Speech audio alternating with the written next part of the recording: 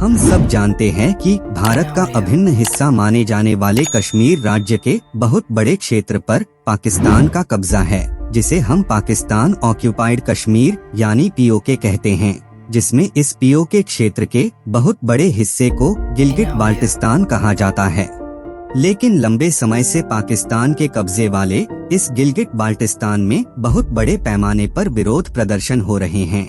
ऐसा माना जा रहा है कि यह विरोध प्रदर्शन इस क्षेत्र में हुई अब तक के सबसे बड़े विरोध प्रदर्शन है। जैसे हाल ही में इस क्षेत्र के कई वीडियो सामने आ रहे हैं, जिसमें गिलगिट बाल्टिस्तान के लोग चलो चलो कारगिल चलो के नारे बोल रहे हैं। इसके अलावा बहुत से लोग भारत के साथ मिलने के बाद पाकिस्तान में गृह युद्ध की चेतावनी तक दे रहे हैं।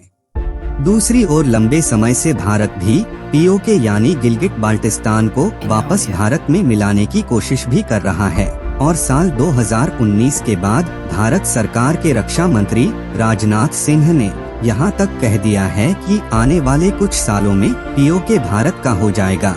और हाल ही में गिलगिट बाल्टिस्तान में चल रहे ये विरोध प्रदर्शन बताते हैं कि गिलगिट बाल्टिस्तान के लोग भी भारत में मिलने को आतुर है।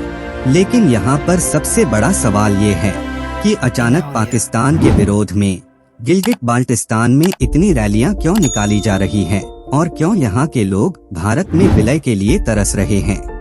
तो आज के इस वीडियो में हम इसी के बारे में विस्तार से जानेंगे कि गिलगिट बाल्टिस्तान के लोग पाकिस्तान से क्यों थक गए हैं, गिलगिट बाल्टिस्तान का इतिहास क्या है, क्यों गिलगिट बाल्टिस्तान भारत के साथ मिलना चाहता है, इसके अलग अलग कारण क्या है और इसके अलावा और भी बहुत कुछ जानने को मिलेगा आपको इस वीडियो में। तो वीडियो के अंत तक हमारे साथ बने रहिए। सबसे पहले इस मैप को देखें। इसमें भारत का जम्मू कश्मीर राज्य है, जिसमें लाल कलर में गिलगिट बाल्टिस्तान है। असल में ये एरिया भारत के कश्मीर राज्य का ही एक हिस्सा है, जिसकी जनसंख्या आज 15 लाख के करीब है।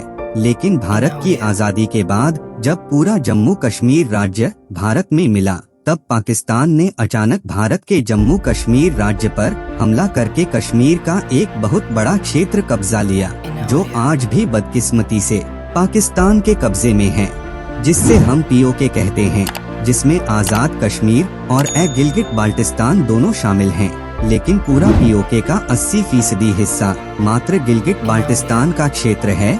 अब मौजूदा समय की बात करें तो पिछले काफी समय से गिलगिट बाल्टिस्तान में पाकिस्तान विरोधी आंदोलन हो रहे हैं, जिसमें यहाँ के लोग पाकिस्तान से आजादी की मांग कर रहे हैं। लेकिन पिछले 2 महीने से ये आंदोलन काफी हद तक बढ़ गया है। क्योंकि हाल ही में गिलगिट बाल्टिस्तान क्षेत्र के सिया धर्मगुरु आगा बाकीराल हुसैनी की गिरफ्तारी की गई थी, जिसके बाद सरकार के विरोध में बड़े पैमाने पर विरोध प्रदर्शन शुरू हो गया। असल में धर्मगुरु आगा बाकीराल हुसैनी को स्कर्दू इलाके में एक परिषद की बैठक में पैगंबर मोहम्मद के बारे में गलत बयान देने के कारण उनके खिलाफ इस निंदा कानून के तहत मुकदमा दर्ज किया गया है। अब इस निंदा कानून इस्लाम के खिलाफ और इस्लाम के प्रसिद्ध हस्तियों के खिलाफ बोलने वालों के खिलाफ लगाए जाने वाला कानून है और इस निदा में इस्लाम के खिलाफ बोलने वाले लोगों को फांसी तक दी जाती है या फिर 3 साल से 10 साल की सजा का प्रावधान भी इस कानून में है। तो सिया धर्मगुरु आगा बाकीराल हुसैनी को भी इस कानून के तहत गिरफ्तार किया गया है। लेकिन दूसरी ओर इस कानून को खास तौर पर सिया समुदाय को निशाना बनाकर लागू किया गया है, क्योंकि पाकिस्तान में सुन्नी मुसलमानों की आबादी ज्यादा है। पाकिस्तान में 85% मुसलमान सुन्नी समुदाय से आते हैं। अब शिया समुदाय और सुन्नी समुदाय दोनों इस्लाम के समान बुनियादी सिद्धांतों को साझा करते हैं, लेकिन सिया लोग उन इस्लामी हस्तियों को अपना आदर्श नहीं मानते हैं, जिन्होंने पैगंबर मोहम्मद के वंशजों यानी चौथे खलीफा अली का विरोध किया था। जबकि सुन्नी मुसलमान सभी पैगंबरों को मानते हैं, जिनका जिक्र कुरान में किया गया है, लेकिन ये लोग अंतिम पैगंबर मोहम्मद साहब को ही मानते हैं। लेकिन वह मोहम्मद साहब के वंशजों को उनका उत्तराधिकारी नहीं मानते, उन्हें बस वह दुनिया की एक शख्सियत के रूप में ही देखते हैं। जबकि शिया समुदाय के लोग मोहम्मद साहब के वंशजों को भी अपना उत्तराधिकारी मानते हैं। इस कारण तो शिया समुदाय और सुन्नी समुदाय हर देश में आपस में लड़ते रहते हैं। तो यहाँ पर भी कुछ ऐसा ही हुआ है। पूरे पाकिस्तान में सुन्नी समुदाय बहुसंख्यक आबादी में है, जबकि गिलगिट बाल्टिस्तान में सिया समुदाय बहुसंख्यक आबादी में है। तो 22 अगस्त को शिया धर्मगुरु आगा बाकीराल हुसैनी ने मोहम्मद साहब के खिलाफ कुछ बोल दिया था, जिसके बाद से सुन्नियों द्वारा मौलवी साहब को गिरफ्तार करने के लिए डायमर में विरोध किया गया और सुन्नी मुसलमान लोगों ने पर्वतीय क्षेत्र को पाकिस्तान से जोड़ने वाले इस हाईवे काराकोरम को भी बंद कर दिया। लेकिन दूसरे इलाकों में सिया समुदाय द्वारा धर्मगुरु आगा बाकीराल हुसैनी की गिरफ्तारी करने के कारण एशिया सोनिया के खिलाफ प्रदर्शन कर रही हैं। अब ये काराकोरम राजमार्ग पूरे पाकिस्तान को गिलगिट बाल्टिस्तान और पीओके से जोड़ता है। इस कारण सिया समुदाय के लोग इस हाईवे के ब्लॉक होने से पाकिस्तान के बाकी इलाकों से कट गए हैं। तो यहाँ पर सिया प्रदर्शनकारी धर्मगुरु आगा बाकीराल हुसैनी की रिहाई और काराकोरम राजमार्ग खोलने की मांग कर रहे हैं। और अगर इनके मौलाना साहब की रिहाई नहीं हुई तो ये लोग गृह युद्ध की धमकी दे रहे हैं और भारत में विलय के लिए नारेबाजी कर रहे हैं। यानी ये प्रदर्शनकारी ये चाह रहे हैं कि कारगिल सड़क को खोल दिया जाए और वे जाकर लद्दाख से वापस मिल जाएं, क्योंकि ऐसे कई वीडियोस आ रहे हैं जिनमें ये लोग चलो चलो कारगिल चलो के नारे लगा रहे हैं। तो पीओके में हो रहे इतने विरोध प्रदर्शनों के बाद कोई भी न्यूज कवरेज पाकिस्तानी मीडिया के द्वारा नहीं चलाया जा रहा, ताकि आम पाकिस्तानी लोगों को इस बारे में पता न चले। और मौलाना साहब की गिरफ्तारी के अलावा लंबे वक्त से पीओके के लोग पाकिस्तान सरकार से भेदभाव महसूस कर रहे हैं, जो एक और प्रमुख कारण है कि गिलगिट बाल्टिस्तान के लोग भारत में मिलने के लिए आंदोलन कर रहे हैं।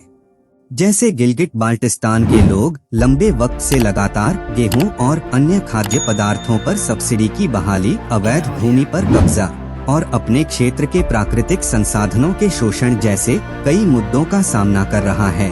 क्योंकि गिलगिट बाल्टिस्तान का क्षेत्र प्राकृतिक संसाधनों के लिहाज से काफी संपन्न है, लेकिन पाकिस्तान ने इस क्षेत्र का बहुत बड़ा हिस्सा चीन को दे दिया है, ताकि चीन यहाँ की प्राकृतिक संसाधनों का दोहन कर सके। तो इस कारण भी यहाँ के स्थानीय निवासी इस बात को लेकर विरोध कर रहे हैं कि चीन अवैध कब्जे के जरिए उनकी जमीनों का इस्तेमाल कर रहा है। इसके अलावा पाकिस्तान के सेना भी इस एरिया में जबरदस्ती कब्जा करके यहाँ के लोगों को निकालकर अपने सुन्नी लोगों को बचा रही है। अब गिलगिट पाकिस्तान के लोगों के पास पाकिस्तानी पासपोर्ट और आइडेंटिटी कार्ड तो मौजूद हैं, लेकिन फिर भी पाकिस्तान के इलेक्शन और पार्लियामेंट में गिलगिट बाल्टिस्तान के लोगों का कोई भी समूह या व्यक्ति मौजूद नहीं है। इतना ही नहीं, पाकिस्तान में होने वाले नेशनल इलेक्शन में भी इन्हें वोट देने का अधिकार नहीं है। दूसरी ओर गिलगिट बाल्टिस्तान पाकिस्तान के एक प्रमुख टूरिस्ट प्लेस है। यहाँ पर trekking fees, environmental protection fees जैसे कई एडवेंचरस फीस ली जाती है, जिन्हें सेंट्रल गवर्नमेंट के द्वारा इकट्ठा किया जाता है। लेकिन यहाँ की स्थानीय राज्य सरकार को इस टैक्स कलेक्शन का कुछ भी नहीं मिलता है।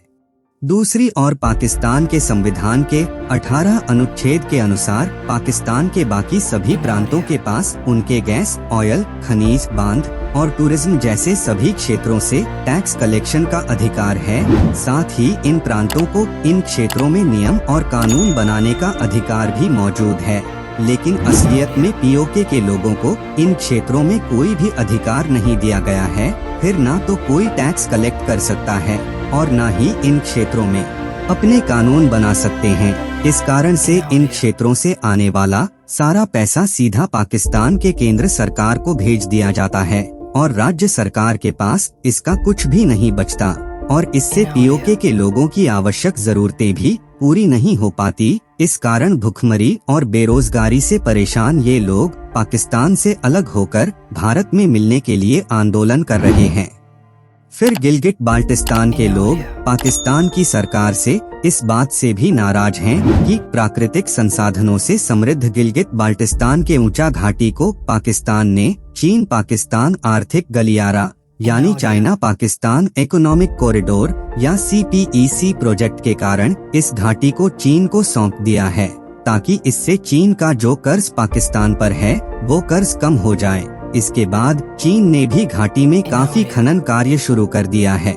लेकिन इस खनन से गिलगिट बाल्टिस्तान में प्राकृतिक आपदाओं की घटनाएं बढ़ गई है। जैसे पिछले महीने में हिमंत झील पर बना पुल ढह गया, जो चीन ने बनाया था। इतना ही नहीं, चीन के बढ़ते खनन कार्यों से गिलगिट बाल्टिस्तान क्षेत्र में 3000 से ज्यादा हिमंत झील बन चुकी है, जिसमें से 35 से अधिक झीलें टूटने के कगार पर है। यानी चीन के CEEC प्रोजेक्ट से होने वाले प्राकृतिक नुकसान को गिलगिट बाल्टिस्तान के लोग भुगत रहे हैं। इसके अलावा पाकिस्तान के आर्थिक हालत तो आप सब जानते ही हैं। पाकिस्तान अपने सबसे बुरे दौर से गुजर रहा है। पाकिस्तान ब्यूरो ऑफ स्टैटिस्टिक्स के अनुसार पाकिस्तान में मई 2023 में महंगाई दर 36.97% अधिक बढ़ चुके हैं और पाकिस्तान को IMF से मिले लोन के कारण उसने IMF की सारी शर्तों को मान लिया है और अपने लोगों पर अधिक टैक्स लगा दिया है, जिसके बाद पाकिस्तान में पेट्रोल और डीजल की कीमत अब आसमान छू रही है। जबकि प्रति 20 किलो आटा 3000 में बिक रहा है और आलू 75 रुपए किलो और टमाटर 150 रुपए किलो हो गया है। ऐसे में गिलगिट बाल्टिस्तान का क्षेत्र पहले से ही पाकिस्तान की सरकार से भेदभाव महसूस कर रहा है। वो पाकिस्तान के आर्थिक हालातों से भी परेशान हो चुका है, क्योंकि पाकिस्तान 1970 में पूर्वी पाकिस्तान यानी बांग्लादेश के लोगों पर जिस तरह का जुल्म कर रहा था, उसी प्रकार पाकिस्तान की सरकार गिलगिट बाल्टिस्तान पर टैक्स थोप रही है। पर गिलगिट बाल्टिस्तान के खनन और टूरिज्म से आने वाले पैसों को पाकिस्तान के पंजाब प्रांत में ही इन्वेस्ट कर रही है। तो आने वाले समय में यह कोई नई बात नहीं होगी।